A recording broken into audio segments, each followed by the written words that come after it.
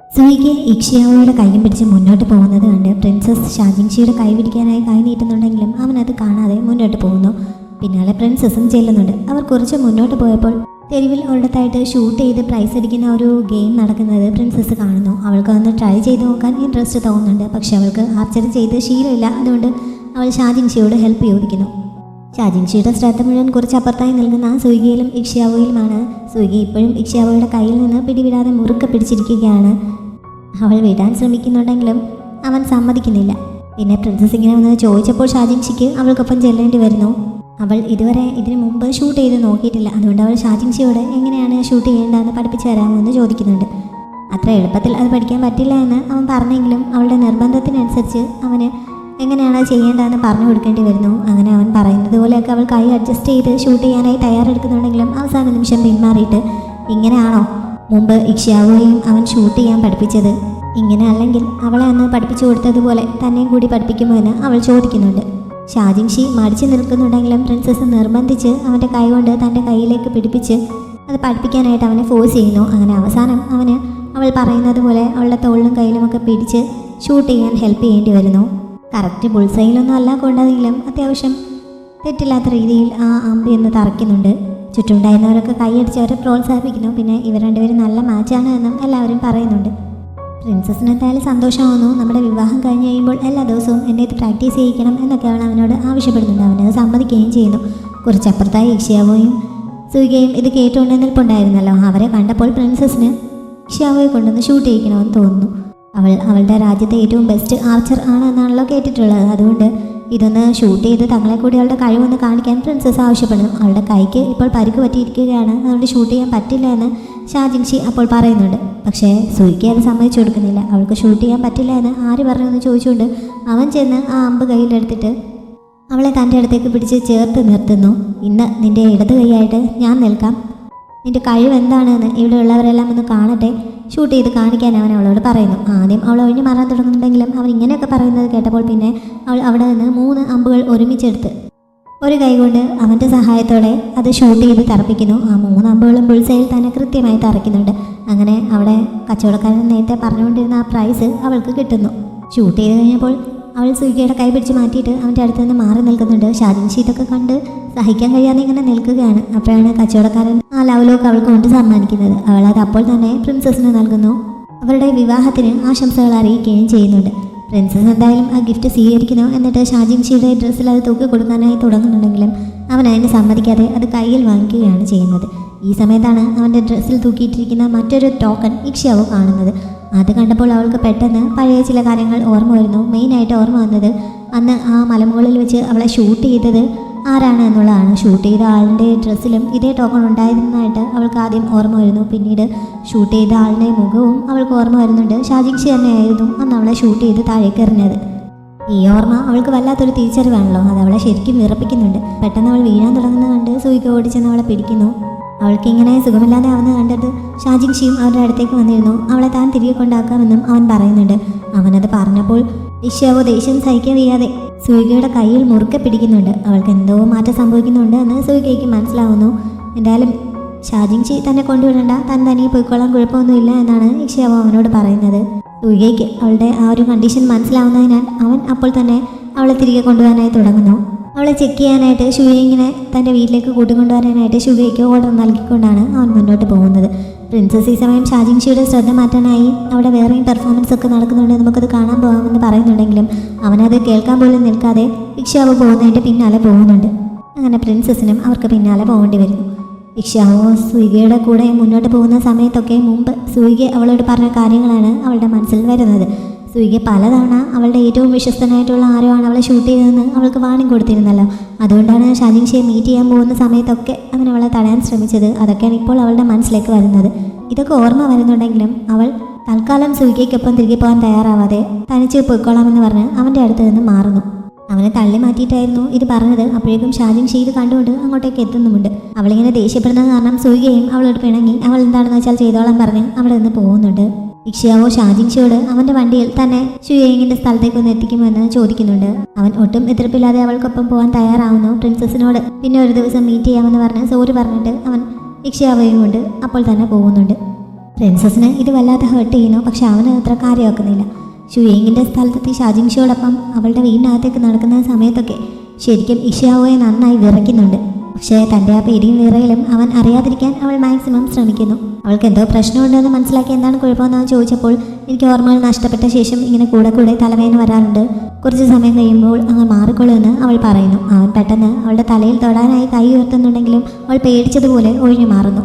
Death ക്യാമ്പിൽ നിന്ന് അവളെ രക്ഷപ്പെടുത്തി കൊണ്ടുവന്ന സമയത്തും ഇതേപോലെയുള്ള തലവേദനകൾ അവൾക്ക് ഇടയ്ക്കിടെ വരാറുണ്ടായിരുന്നു. ആ സമയത്ത് ഫിസിഷ്യനെ പോലും അവൾ അടുപ്പിക്കാറില്ലായിരുന്നു. അവളുടെ അക്യൂപോയിന്റ് പ്രസ് ചെയ്ത് തലവേദന മാറാൻ ഹെൽപ്പ് ചെയ്തിരുന്നത് താനാണ്. തന്നെ കൊണ്ട് മാത്രമേ അവൾ അത് ചെയ്യിക്കാറുണ്ടായിരുന്നുള്ളൂ എന്നൊക്കെ ഷാജിൻഷി അപ്പോൾ അവൾക്ക് പറഞ്ഞു കൊടുക്കുന്നു.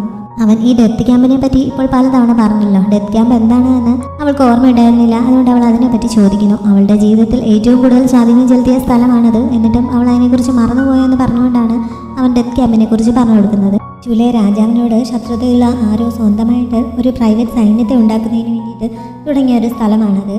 ആരുമില്ലാത്തവരെയൊക്കെ അവിടേക്ക് കൂട്ടിക്കൊണ്ടുവന്ന് ട്രെയിനിങ് കൊടുത്തിട്ട് അവരെ ചാവേർ പടയാളികളെ പോലെ ആക്കിയെടുക്കുന്നതാണ് അവിടുത്തെ രീതി. ഇടയ്ക്ക് കുറേ തടവുകാരെ അങ്ങോട്ടേക്ക് കൊണ്ടുവന്ന് തമ്മിൽ ഫൈറ്റ് ചെയ്യാനായിട്ട് വിടും. ഈ ഫൈറ്റിനിടയിൽ സർവൈവ് ആവുന്നത് ചിലപ്പോൾ 1-2 ആളുകൾ മാത്രമായിരിക്കും. അങ്ങനെ അവസാനം രക്ഷപ്പെട്ട് വരുന്നവരെ മാത്രമാണ് അവർ മുന്നോട്ട് പോകാൻ അനുവദിക്കുന്നത് തന്നെ. അങ്ങനെയുള്ളൊരു സ്ഥലമായിരുന്നു ഈ ഡെത്ത് ക്യാമ്പ്. ഷാജിൻഷി ഒരു തവണ അങ്ങോട്ടേക്ക് ആക്രമണം നടത്തി അവിടെ ഉണ്ടായിരുന്ന ഇഷിയാവോയെയും നിങ്ഫെയും വീറാനെയും ഒക്കെ രക്ഷപ്പെടുത്തിയതായിരുന്നു. എന്നിട്ട് ആ ഡെത്ത് ക്യാമ്പ് പൂർണ്ണമായിട്ട് നശിപ്പിക്കുകയും ചെയ്തു എന്നൊക്കെ അവൻ അവളോട് പറയുന്നു. പിന്നെ അതുകൂടാതെ വേറെയും ചില കാര്യങ്ങൾ അവൻ പറയുന്നുണ്ട്. അവൾ ഈ യുദ്ധത്തിന് പോകുന്ന സമയത്ത് ചുമന്ന നിറത്തിലുള്ള ഡ്രസ്സ് ധരിച്ചത് എന്തിനാണ് എന്ന് അറിയാമോ എന്ന് അവൻ ചോദിക്കുന്നുണ്ട്. പക്ഷെ അവൾക്കത് ഓർമ്മയുണ്ടായിരുന്നില്ല. എന്നാലും ശത്രുക്കളുടെ ആക്രമണത്തിൽ ബ്ലഡൊക്കെ ആയി കഴിയുമ്പോൾ അവർ പെട്ടെന്ന് നോട്ട് ചെയ്യാതിരിക്കാനായിരിക്കും എന്നായിരുന്നു അവൾ കരുതിയിരുന്നത്. പക്ഷെ അതിന് വേണ്ടിയിട്ടല്ല, തന്നെ പ്രൊട്ടക്റ്റ് ചെയ്യുന്നതിന് വേണ്ടിയിട്ടാണ് അവൾ അങ്ങനെ ഒരു മാർഗം സ്വീകരിച്ചത്.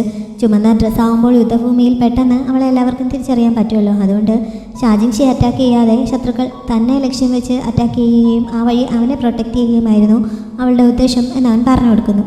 പിന്നെ ഒരുപാട് തവണ അവൾ തൻ്റെ ജീവൻ രക്ഷിച്ചതിനെ പറ്റിയും അവൻ പറയുന്നുണ്ട്. ഇതൊന്നും തനിക്ക് ഓർമ്മയില്ലല്ലോ എന്ന് അവൾ വിഷമത്തോടെ പറഞ്ഞപ്പോൾ സാരമില്ല, എല്ലാ ഓർമ്മകളും വീണ്ടെടുക്കാൻ ഞാൻ നിന്നെ ഹെൽപ്പ് ചെയ്യാമെന്നും അവൻ പറയുന്നുണ്ട്. അവളത് സന്തോഷത്തോടെ സമ്മതിക്കുന്നു. സന്തോഷമൊക്കെ കാണിക്കുന്നുണ്ടെങ്കിലും ശരിക്കും അവളുടെ മനസ്സിൽ ഇപ്പോൾ അവനോടൊരുമാതിരി പക പോലെയാണ്. അവനാണ് തന്നെ കൊല്ലാൻ ശ്രമിച്ചതെന്ന് അവൾക്കിപ്പോൾ മനസ്സിലായി കഴിഞ്ഞിരിക്കുന്നല്ലോ. അവനങ്ങനെ കൊല്ലാൻ ശ്രമിച്ചതിന് കാരണം എന്തായിരിക്കും എന്നുള്ളതാണ് ഇപ്പോഴവളുടെ സംശയം. സുയിക്ക് ഈ സമയം തിരികെ അവൻ്റെ വീട്ടിലെത്തിയിരുന്നു. ഇക്ഷിയാവോ ഇങ്ങനെ അവനെ തള്ളിക്കളഞ്ഞിട്ട് ഷാജിൻഷിയുടെ വണ്ടിയിൽ കയറി ഷുയെ ഇങ്ങോട്ട് സ്ഥലത്തേക്ക് പോയത് ഷുഗയ്ക്ക് ഇഷ്ടപ്പെട്ടില്ല. അതുകൊണ്ട് ഷുഗെ അവളെ കുറ്റം പറഞ്ഞുകൊണ്ടിരിക്കുകയാണ്. പക്ഷേ ഇക്ഷിയാവോയ്ക്ക് ഷാജിൻഷിയാണ് തന്നെ കൊല്ലാൻ ശ്രമിച്ചതെന്ന് മനസ്സിലായിട്ട് തന്നെയാണ് അവൾ പോയിരിക്കുന്നതെന്ന് സുയിയെ ഊഹിച്ചു കഴിഞ്ഞിരുന്നു. കാരണം പോകുന്നതിന് മുമ്പായിട്ട് തന്നെ ഹെൽപ്പ് ചെയ്യാൻ ഇക്ഷിയാവോ അവനോട് റിക്വസ്റ്റ് ചെയ്തിരുന്നു. അതുകൊണ്ടാണ് അവർ രണ്ടുപേരും കൂടി തെരുവിൽ വെച്ച് ആ നാടകം നടത്തിയത്. അവളങ്ങനെ ആവശ്യപ്പെട്ടതുകൊണ്ടാണ് പിണങ്ങി പോകുന്നത് പോലെ അവൻ അവിടെ നിന്നിങ്ങനെ പോന്നിട്ട് ഷാജിൻഷിയുടെ വണ്ടിയിൽ കയറി പോകാൻ അവൾക്കൊരു ചാൻസ് ഉണ്ടാക്കി കൊടുത്തത്. കൊല്ലാൻ ശ്രമിച്ചത് അവനാണെന്ന് അറിഞ്ഞുകൊണ്ടായിരിക്കണം അവളിങ്ങനെ ഒരു നീക്കം നടത്തിയതെന്നാണ് അവനിപ്പോൾ വിചാരിക്കുന്നത്. പിന്നെ മുമ്പ് ജീഷോയിലെ രാജാവിന് അയച്ചു കൊടുത്ത കത്ത് അവിടെ എത്തിയോ എന്ന് അവൻ ഷുഗയോട് ചോദിക്കുന്നുണ്ട്. അത് ഓൾറെഡി രാജാവിൻ്റെ കയ്യിൽ എത്തിക്കഴിഞ്ഞുവെന്ന് ഷുഗ അവനെ അറിയിക്കുന്നു. പ്രിൻസസിൻ്റെ ആ സെർവൻറ്റ് ഇപ്പോഴും രാജ്ഞിയുടെ അടുത്തെത്തി പുറത്തു പോയപ്പോൾ നടന്ന സംഭവങ്ങളൊക്കെ രാജ്ഞിയോട് റിപ്പോർട്ട് ചെയ്യുന്നു. അക്കൂട്ടത്തിൽ അവസാനം ഇഷ്യാവോ ഷാജിൻഷിയുടെ വണ്ടിയിൽ കയറി പോയ കാര്യവും അവൾ പറയുന്നുണ്ട്. അതുവരെ പ്രിൻസസ് ഹാപ്പി ആയിരുന്നെങ്കിലും ഈ ഒരു സംഭവത്തോടെ പ്രിൻസസ് വിഷമത്തിലായി. മാത്രമല്ല ഈ വിവാഹം മുടക്കാനായി അവസരം കാത്തിരിക്കുന്നവർക്ക് ഇതൊരു ചാൻസ് ആയിരിക്കുമെന്നും ആ സെർവൻറ്റ് രാജ്ഞിയെ അറിയിക്കുന്നുണ്ട്. എന്തായാലും തൽക്കാലം അവരോട് തിരികെ പോയിക്കോളാൻ രാജ്ഞി പറയുന്നു. പക്ഷേ ഇക്ഷിയാവോയെ എന്തോ ചെയ്യാൻ അവർക്ക് ഉദ്ദേശമുണ്ട്. അതിനു വേണ്ടിയിട്ട് അവർ അവരുടെ വിശ്വസ്തനായ ആരെയോ വിളിപ്പിക്കുന്നുമുണ്ട്. ഷുയേയും ഈ സമയം ഇക്ഷിയാവോയുടെ കണ്ടീഷൻ ചെക്ക് ചെയ്യുന്നു. അവളുടെ പൾസ് ചെക്ക് ചെയ്തുകൊണ്ടിരിക്കുന്ന ആ സമയത്ത് ഷാജിൻഷിക്ക് എന്തോ പ്രശ്നം ഉണ്ടാകുന്നത് ഷുയേയും ശ്രദ്ധിക്കുന്നുണ്ട്. അതുകൊണ്ട് തന്നെ ഇക്ഷിയാവോയുടെ കണ്ടീഷൻ കുഴപ്പമൊന്നുമില്ല. പക്ഷേ അവൻ ഇങ്ങനെ കൺട്രോൾ ചെയ്ത് നിന്നാൽ അവൻ്റെ ജീവൻ ചിലപ്പോൾ അപകടത്തിലായേക്കും. എന്താണ് അവൻ്റെ ശരിക്കുള്ള പ്രശ്നമെന്ന് ഷുയേങ് അവനോട് ചോദിക്കുന്നു. അവൻ ഈ സമയത്ത് പെട്ടെന്ന് വോമിറ്റ് ചെയ്യുകയും ചെയ്യുന്നുണ്ട്. പിന്നീടാണ് അവനെന്തോ പോയിസൺ ഏറ്റിട്ടുണ്ട്, എല്ലാ മാസവും അതിൻ്റെ ആൻറ്റിഡോട്ട് കഴിക്കണം, അത് കഴിക്കാതെ ആകുമ്പോൾ ഇങ്ങനെയുള്ള ചില പ്രശ്നങ്ങൾ ഉണ്ടാവും എന്നൊക്കെ അവൻ്റെ കൂടെ ഉണ്ടായിരുന്ന നിങ്ഫെയ് അവരോട് പറയുന്നത്. ഈ മാസത്തെ ആൻറ്റിഡോട്ട് അവിടെ വിവാഹ സമ്മാനങ്ങളുമായി വരുന്ന ആ വണ്ടിയിലാണ് എത്തിക്കുക. അത് കിട്ടുന്നത് വരെ ഇങ്ങനെ കുറച്ച് വേദന സഹിക്കേണ്ടി വരുമെന്ന് ഷാജിൻഷി അവരോട് പറയുന്നുണ്ട്. ഇക്ഷിയാവോയ്ക്ക് മുമ്പ് ഒരു തവണ യുദ്ധഭൂമിയിൽ വെച്ച് ഇതേപോലെ അവന് ഈ പോയിസണിൻ്റെ പ്രശ്നമുണ്ടായതിനെ പറ്റി ഓർമ്മ വരുന്നു. അന്ന് അവളായിരുന്നു അവനെ ശത്രുക്കളുടെ കണ്ണിൽ നിന്ന് രക്ഷപ്പെടുത്തി ഒരിടത്ത് ഒളിച്ചിരിക്കാൻ ഹെൽപ്പ് ചെയ്തത്. ആ യുദ്ധത്തിൽ അവർ തോൽക്കുമോ എന്നുള്ള ആ ഒരു അവസ്ഥ എത്തിയിരുന്ന സമയമായതുകൊണ്ട് അവളോട് അവിടെ നിന്ന് രക്ഷപ്പെട്ടു പോകാനെന്ന് ഷാജിൻഷി പറയുന്നു. അവൾ അവനെ ഒറ്റയ്ക്കാക്കി പോകാൻ തയ്യാറാവാതിരുന്നപ്പോൾ അവസാനം അവളുടെ ജീവൻ രക്ഷിക്കുന്നതിന് വേണ്ടി അവിടെ നിന്ന് രക്ഷപ്പെട്ടു പോകാനായിട്ട് മിലിറ്ററി ഓർഡർ അവൻ നൽകുന്നുണ്ട്. അതിനൊരു ആൻറ്റിഡോട്ട് ഉണ്ടാക്കാൻ ഷുയേയിങ്ങിന് പറ്റുമോ എന്ന് ഇക്ഷിയാവോ അവളോട് ചോദിക്കുന്നു. ആൻറ്റിഡോട്ട് ഉണ്ടാക്കാൻ തനിക്ക് പറ്റില്ല, പക്ഷേ അവൻ്റെ വേദന കുറയ്ക്കാനായിട്ട് മരുന്ന് റെഡിയാക്കി നൽകാമെന്ന് പറഞ്ഞ് ഷുയേയിങ് സഹായത്തിനായി നിങ്ഫെയിയെയും കൂടി വിളിച്ചുകൊണ്ട് അവിടെ നിന്ന് പുറത്തേക്ക് പോകുന്നു. എങ്ങനെയാണ് ഈ പോയിസൺ അവൻ്റെ ഉള്ളിൽ എത്തിയതെന്ന് ഇക്ഷിയാവോ ഈ സമയം അവനോട് ചോദിക്കുന്നുണ്ടെങ്കിലും മുമ്പും ഒരു തവണ നീ ഇത് ചോദിച്ചിരുന്നു, പക്ഷെ തൽക്കാലം എനിക്കിത് പറയാൻ പറ്റില്ല, ഇത് വളരെ സീക്രട്ട് ആയിട്ടുള്ള കാര്യമാണ്. നിങ്ഫെയ്ക്കും വേറാനും നിനക്ക് മുമ്പും ഇതിനെപ്പറ്റി അറിയാമായിരുന്നില്ല, ഇപ്പോഴും എനിക്കത് പറയാൻ പറ്റില്ല എന്നാണ് ഷാജിങ്ഷി പറയുന്നത്. മുമ്പ് ഒരു തവണ അവനിങ്ങനെ പോയിസണിൻ്റെ പ്രശ്നമുണ്ടായ കാര്യം തനിക്കിപ്പോൾ ഓർമ്മ വന്ന കാര്യം ഇക്ഷിയാവോ അവനോട് പറഞ്ഞപ്പോൾ അത് ഏത് യുദ്ധസമയത്തായിരുന്നു എന്നൊക്കെ അവൻ അവളോട് പറയുന്നുണ്ട്. പിന്നെ അന്ന് അവിടെ നിന്ന് രക്ഷപ്പെടാൻ മിലിറ്ററി ഓർഡർ നൽകിയിട്ട് പോലും അവൾ അതനുസരിക്കാൻ തയ്യാറായില്ല, തന്നെയും രക്ഷപ്പെടുത്തിക്കൊണ്ടാണ് പോയത് എന്നുള്ള കാര്യവും അവനിപ്പോൾ പറയുന്നുണ്ട്. ഇവരിങ്ങനെ സംസാരിച്ചുകൊണ്ട് നിൽക്കുന്ന സമയത്ത് മുറിക്ക് പുറത്തായിട്ട് വേറാൻ എത്തുന്നുണ്ടായിരുന്നു. അവൻ ഇവരുടെ സംസാരം കേട്ടുകൊണ്ട് അകത്തേക്ക് കയറാതെ പുറത്ത് വെയിറ്റ് ചെയ്ത് നിൽക്കുകയായിരുന്നു. ഇക്ഷിയാവോയ്ക്ക് പഴയ കാര്യങ്ങൾ എന്തെങ്കിലും ഓർമ്മ വന്നോ എന്ന് ഷാജിങ്ഷി ഈ തവണയും അവളോട് ചോദിക്കുന്നുണ്ട്. അങ്ങനെ മൊത്തത്തിലൊന്നും ഓർമ്മയില്ല, ചെറിയ ചില കാര്യങ്ങൾ അവിടെ ഇവിടെയൊക്കെ ആയിട്ട് ഓർമ്മ വന്നു എന്ന് അവൾ പറയുന്നു. കൂട്ടത്തിൽ നിങ്ഫെയോട് കഴിഞ്ഞ ദിവസം സംസാരിച്ച സമയത്ത് തൻ്റെ കാലിൽ അവനെ രക്ഷപ്പെടുത്തുന്നതിന് വേണ്ടിയിട്ട് ഉണ്ടായ മുറിവിനെ പറ്റിയും അവൾ പറയുന്നുണ്ട്. പക്ഷേ നിങ്ഫെയ് പറഞ്ഞു കൊടുത്തതുപോലെ പറയാതെ അവൻ തന്നെ രക്ഷപ്പെടുത്താൻ ശ്രമിക്കുന്ന സമയത്താണ് ഇങ്ങനെ തൻ്റെ കാലിൽ ഒരു പരിക്കുണ്ടായതെന്നാണ് അവൾ അവനോട് പറയുന്നത്. ഇത് പുറത്ത് നിൽപ്പുണ്ടായിരുന്ന വേറാൻ കേൾക്കുന്നുണ്ടല്ലോ. അവൻ്റെ മനസ്സിൽ ഇത് സംശയമുണ്ടാക്കുന്നു. കാരണം നിങ്ഫെയ് അവളോട് പറഞ്ഞത് അവൾ ഷാജിങ്ഷിയെ രക്ഷപ്പെടുത്താൻ ശ്രമിക്കുന്ന സമയത്താണ് അവൾക്ക് അങ്ങനെ ഒരു പരിക്കുണ്ടായെന്നാണ്. പിന്നെ ഇവൾ എന്തിനാണ് ഇങ്ങനെ മാറ്റി പറയുന്നത്? ഷാജിങ്ഷി അവൾ ടെസ്റ്റ് ചെയ്യുകയാണോ എന്നുള്ള സംശയമാണ് വേറാനുണ്ടാവുന്നത്. സംസാരിക്കുന്നതിനിടയിൽ ഷാജിങ്ഷി ഇക്ഷിയാവോയുടെ കയ്യിൽ പിടിക്കുന്നുണ്ട്. അവൾക്കത് ഒട്ടും ഇഷ്ടപ്പെടുന്നില്ലെങ്കിലും സംസാരത്തിനിടയിൽ പതുക്കെ അവൻ്റെ കയ്യിൽ നിന്ന് കൈ പിൻവലിക്കുന്നതേ ഉള്ളൂ. എന്തായാലും അവൾ അവിടെ നിന്ന് സംസാരിച്ച് പുറത്തേക്ക് ഇറങ്ങിയ സമയത്ത് വേറാൻ അവളുടെ മുന്നിൽ പെടാതെ മാറി നിന്ന് അവളെ വാച്ച് ചെയ്യുന്നുണ്ട്. അവിടെ നിൽക്കുന്ന സമയത്ത് അവൻ ഇപ്പോൾ മീറ്റ് ചെയ്തിട്ട് വന്ന ആളിനെ പറ്റി അവൻ ഓർക്കുന്നു.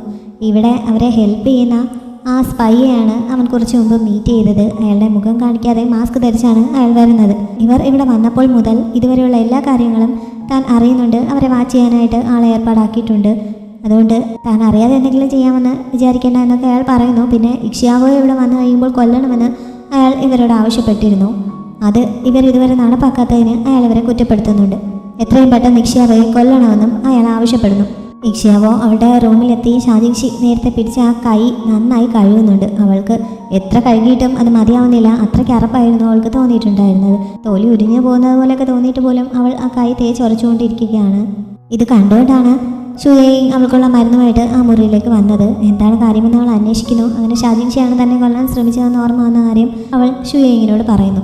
ഷുയേയിങ് നിങ്ഫെയും വേറാനെയും ഒക്കെ സംശയിച്ചിട്ടുണ്ടായിരുന്നു, പക്ഷേ ഷാജിങ്ഷി അവൾ ഒരിക്കൽ പോലും സംശയിച്ചിരുന്നില്ല.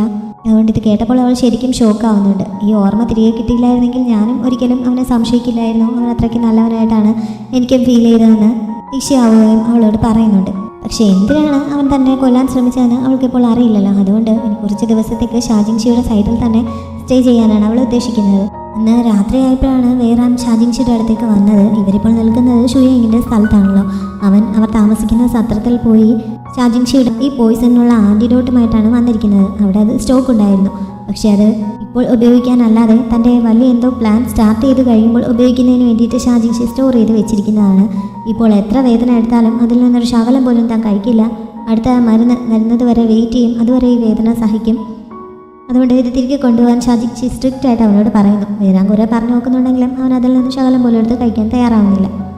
അത് കഴിഞ്ഞപ്പോഴാണ് വേറാൻ ഇക്ഷിയാവോയെക്കുറിച്ച് അവനോട് സംസാരിക്കുന്നത്. നേരത്തെ ഇക്ഷിയാവോയും അവനും തമ്മിൽ സംസാരിച്ചത് താൻ പുറത്തു നിന്ന് കേട്ടിരുന്നു എന്നുള്ള രീതിയിലാണല്ലോ അവൻ കാര്യങ്ങൾ പറയുന്നത്. ഇക്ഷിയാവോ ശരിക്കും ഓർമ്മകൾ തിരികെ കിട്ടിയിട്ടും തങ്ങളുടെ മുന്നിൽ അത് കാണിക്കാത്തതാണോ എന്ന് സംശയമുള്ളതുപോലെയാണ് അവൻ കാര്യങ്ങൾ പറഞ്ഞത്. പക്ഷെ ഷാജിങ്ഷിക്ക് അവൻ അങ്ങനെ ഇക്ഷിയാവോയെ കുറ്റപ്പെടുത്തുന്നത് ഇഷ്ടപ്പെടുന്നില്ല. മാത്രമല്ല തങ്ങൾ സംസാരിച്ചത് അവൻ മറിഞ്ഞു നിന്ന് കേട്ടതിനും അവൻ വേറാനെ വഴക്ക് പറയുന്നുണ്ട്. വേറാൻ പറയാൻ വന്നത് മുഴുവൻ പറഞ്ഞ് മുഴുമിപ്പിക്കാൻ പോലും ഷാജിങ്ഷി അവന് ചാൻസ് നൽകുന്നില്ല. ഇക്ഷിയാവോയെ അങ്ങനെ സംശയിക്കേണ്ട കാര്യമില്ല. അവളുടെ ഓർമ്മകൾ നഷ്ടപ്പെട്ടതുകൊണ്ട് അവളുടെ സ്ഥാനത്ത് നിന്ന് ചിന്തിച്ചാൽ നമുക്കും അവളുടെ ഇപ്പോഴത്തെ ഒരു അവസ്ഥ മനസ്സിലാകാവുന്നതേ ഉള്ളൂ എന്നൊക്കെ പറഞ്ഞവൻ ഇക്ഷിയാവോയെ സപ്പോർട്ട് ചെയ്ത് സംസാരിക്കുന്നു. വേറാൻ്റെ പേര് എന്താണെന്ന് വെച്ചാൽ അവൾക്ക് അപകടം സംഭവിച്ച ദിവസത്തെ കാര്യങ്ങൾ അവൾ ഓർത്തെടുക്കുമോ എന്നുള്ളതാണ്. ഈ സമയത്ത് ഷാജിങ്ഷിക്ക് വീണ്ടും ആ പോയിസണിൻ്റെ വേദന അനുഭവപ്പെടുന്നു. ആ വേദനയ്ക്കിടയിലും ഇക്ഷിയാവോ ഒരിക്കലും ആ ദിവസത്തെക്കുറിച്ച് ഓർക്കണമെന്നാണ് താൻ ആഗ്രഹിക്കുന്നതെന്ന് അവൻ പറയുന്നുണ്ട്.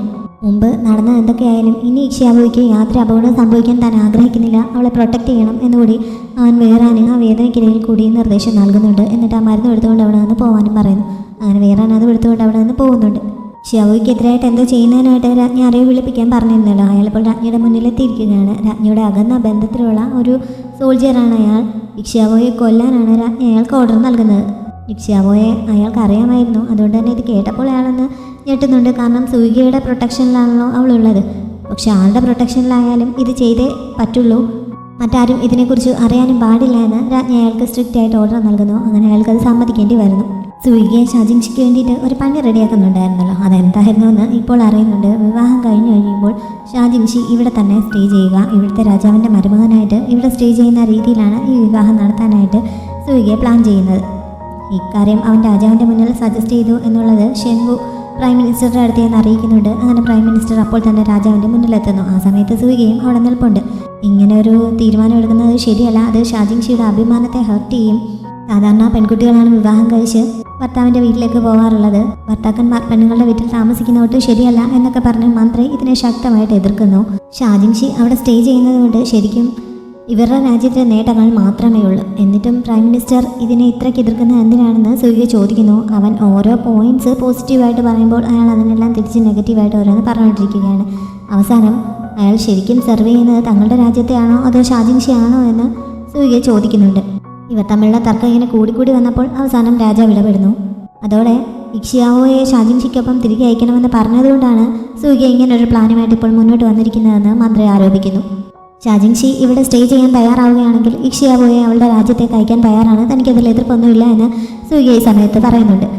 ആ പോയിന്റിലും പിടിച്ചു നിർത്താൻ പറ്റാതായതോടെ അവൻ്റെ അമ്മയുടെ മരണവുമായി ബന്ധപ്പെട്ടാണെന്ന ആ സംഭവം കൊണ്ടാണോ അവൻ തന്നോട് പ്രതികാരം ചെയ്യാനായിട്ട് ഇങ്ങനെ കാണിക്കുന്നതെന്ന് പ്രൈം മിനിസ്റ്റർ ചോദിക്കുന്നു. ആ ഒരു സംഭവത്തെക്കുറിച്ച് ഇവിടെ സംസാരിക്കരുതെന്ന് മുമ്പ് തന്നെ രാജാവ് സ്ട്രിക്റ്റ് ആയിട്ട് ഓർഡർ നൽകിയിട്ടുള്ളതായിരുന്നു.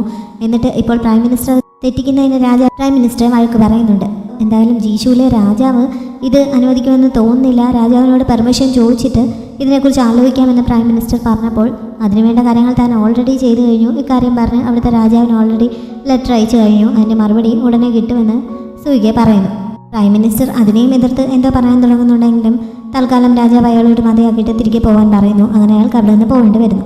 രാജാവിനോട് ആലോചിക്കാതെയാണല്ലോ സൂയിക ഇങ്ങനെ ഒരു കത്ത് ജീഷുവിലെ രാജാവിന് അയച്ചത്. അതിനെക്കുറിച്ച് രാജാവ് ചോദിക്കുന്നുണ്ട്. ഇത് വളരെ പ്രധാനപ്പെട്ട ഒരു കാര്യമായതുകൊണ്ട് ആലോചിക്കാനുള്ള സമയം കിട്ടിയില്ല. വളരെ പെട്ടെന്ന് കാര്യങ്ങൾ നീക്കേണ്ടതുണ്ടായിരുന്നു.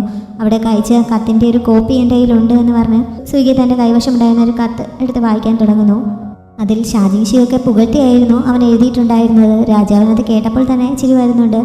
എന്നാലും അത് പുറത്ത് കാണിക്കാതെ അവൻ ഈ ചെയ്തത് ശരിയായില്ല എന്ന് പറഞ്ഞ് രാജാവ് അവനെ വഴക്ക് പറയുക തന്നെ ചെയ്യുന്നു. താൻ ഷാജിങ്ഷിയെ അവിടെ അങ്ങനെ ജീവിതകാലം മുഴുവൻ തടവിലാക്കാനൊന്നും ഉദ്ദേശിക്കുന്നില്ല. ശരിക്കും ഈ മാരേജ് അലയൻസ് അവർ ആത്മാർത്ഥമായിട്ട് തന്നെയാണോ മുന്നോട്ട് കൊണ്ടുപോകുന്നതെന്ന് ചെക്ക് ചെയ്യുന്നതിന് വേണ്ടിയിട്ട് കുറച്ച് കാലം കിട്ടിയാൽ മതി. 1-2 വർഷം ആയാൽ പോലും തനിക്ക് പരാതിയില്ല. പിന്നെ തൻ്റെ സഹോദരിയുമായിട്ടുള്ള അവൻ്റെ വിവാഹ ജീവിതം എങ്ങനെയാണ് എന്ന് നേരിട്ടൊന്ന് ചെക്ക് ചെയ്യുന്നതിന് വേണ്ടിയിട്ട് കൂടിയാണ് ഇങ്ങനെ ഒരു തീരുമാനം എടുത്തതെന്നൊക്കെ സൂയിക പറഞ്ഞപ്പോൾ തൽക്കാലം രാജാവ് അവനോട് തിരികെ പോയിക്കൊള്ളാൻ പറയുന്നു. എന്തായാലും അവനിങ്ങനെ ഒരു കാര്യം ചെയ്തത് രാജാവിനെ ശരിക്കും സന്തോഷിപ്പിച്ചിരിക്കുകയാണ്. അവൻ പോയി കഴിഞ്ഞപ്പോൾ രാജാവ് അവിടെ ഇരുന്ന് ചിരിക്കുന്നത് കണ്ടുകൊണ്ട് അദ്ദേഹത്തിൻ്റെ അസിസ്റ്റൻ്റ് വന്ന് തിരക്കിയപ്പോൾ അവൻ കാര്യങ്ങൾ ഇത്രയ്ക്ക് മുന്നോട്ട് കൊണ്ടുപോകുമെന്ന് ഞാൻ ഒട്ടും പ്രതീക്ഷിച്ചിരുന്നില്ല. എന്തായാലും അവൻ എൻ്റെ പ്രതീക്ഷകൾ തെറ്റിച്ചില്ല എന്നൊക്കെ രാജാവ് സന്തോഷത്തോടെ തന്നെ പറയുന്നു.